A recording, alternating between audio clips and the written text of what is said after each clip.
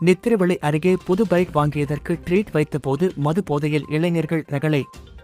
கன்னியாகுமரி மாவட்டம் நித்திரவிளை அருகே வாலிபர் ஒருவர் புது பைக் ஒன்றை வாங்கியுள்ளார். இதற்காக அந்த வாலிபர் நண்பர்களுக்கு மது விருந்து கொடுத்து கொண்டாடியுள்ளார். பின்னர் மது போதையில் இருந்த இளைஞர்கள் வாகனத்தை ஓட்டிச் சென்று முன்னே சென்ற பைக் மீது மோதியுள்ளனர். இதுகுறித்து தட்டிக் கேட்டவர்களை அந்த இளைஞர்கள் சரமாரியாக தாக்கியுள்ளனர். பின்னர் சம்பவ இடத்தில் கூடிய அப்பகுதியினர் போலீசாருக்கு தகவல் தெரிவித்தனர்.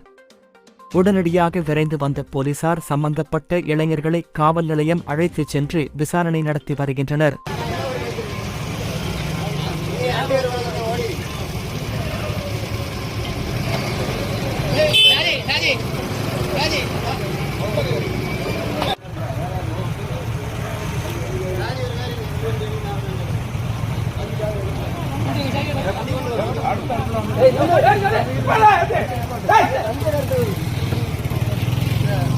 സാർ ഒളിച്ചു പോകണം ഇന്നത്തെ ഒളിച്ചു പോകണം